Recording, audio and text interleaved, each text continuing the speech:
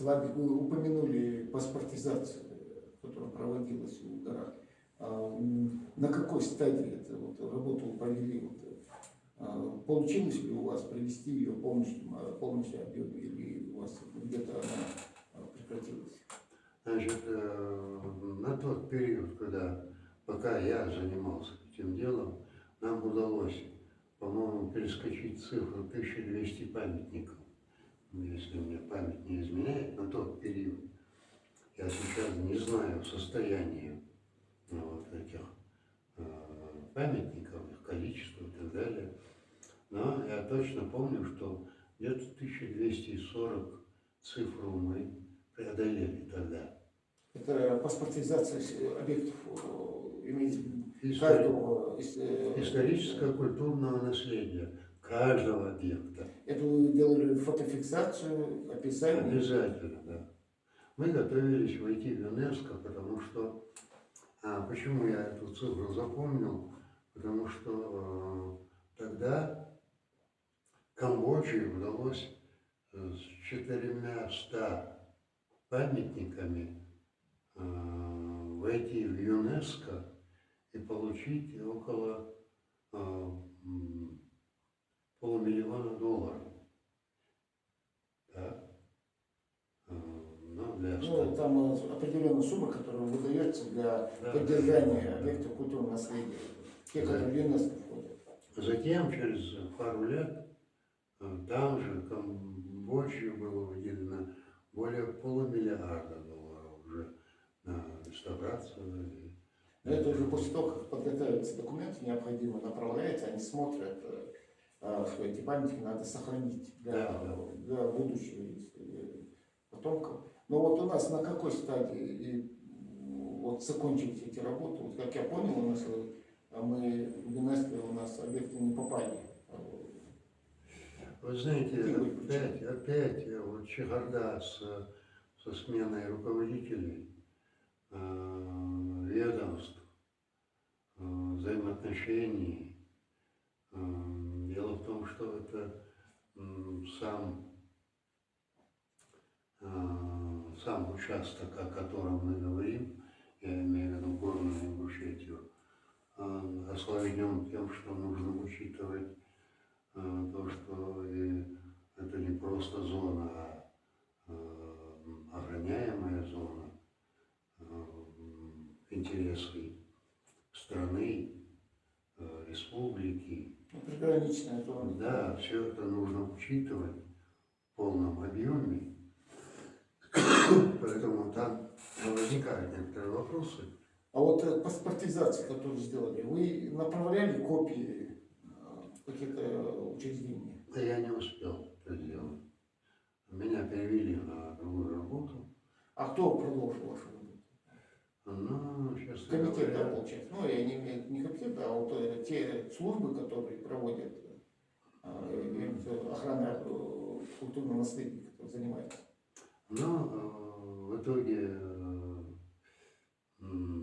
то руководство сменилось в республике, сменилось руководство ведомства. Я ушел на другую работу, а продолжить ее было некому. Еще так осталось? К сожалению, да. А тогда у нас был шанс, да, попасть в ЮНЕСКО? Ну, конечно был. Невероятный был. И невероятно осложнилась вот эта процедура с учетом тех изменений, которые в нашей стране мы испытываем со всех якобы так называемых развитых стран, которые мало дружеского видят в нашем благополучии. Тяжело пробить вот этот вакуум. Очень тяжело, но тем не менее, если бы были энтузиасты, у меня по сей день остались вот итальянские друзья, которых я несколько раз привозил сюда, привозил в Москву, тратился на это дело и так далее. Мы по сей день созваниваемся. Ну вот из всех башенных комплексов, которые вы исследовали, самый, который вам запоминающий какой? А мне очень нравится необычная башня Леймой. Она очень интересная. Да. Такую Как Эйфелева. Да. Не, она тоже, честно говоря. Красавица. Эйфелева башня. Ну и, естественно, сами Вовнушки. Там была комедия, когда он же очень худой был. Являл щеви, очень худой. Кожа, кости. Буквально. И вот он лазил в горах, мягкошмыли, лихо. Мягкошмыш, вялокос. Терна, тхоухамы, что он копался. Уже шикер далекший, цуцуо. Это он нам рассказывает. Анс Ильевский вырос и путал ее. Значит,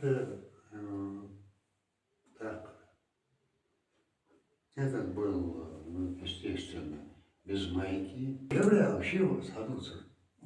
Ши на замёвку, шало, навкаш мешкова, я шикер далеко, бехворса, что, демежу за, галактер, возрал за. Хамаш Аяха еще. Пир. Так. На замёвку, шало, воксак, ши голос в магазине, я галак так чур. Навкаш мешкер. Зашитер, бейал, шало так чур. Так, а вокон босабахап. Бехват. А что делается я? Вол мувалинье. Скирманер, хитр сорок. Это угодил.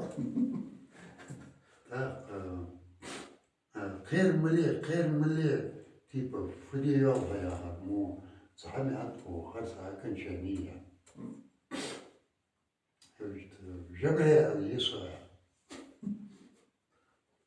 А вижу бокса. Жабря, маленький медитацию, соедствие. Значит, мы там лежали. Ще гадут судуть? Все идут, созывают,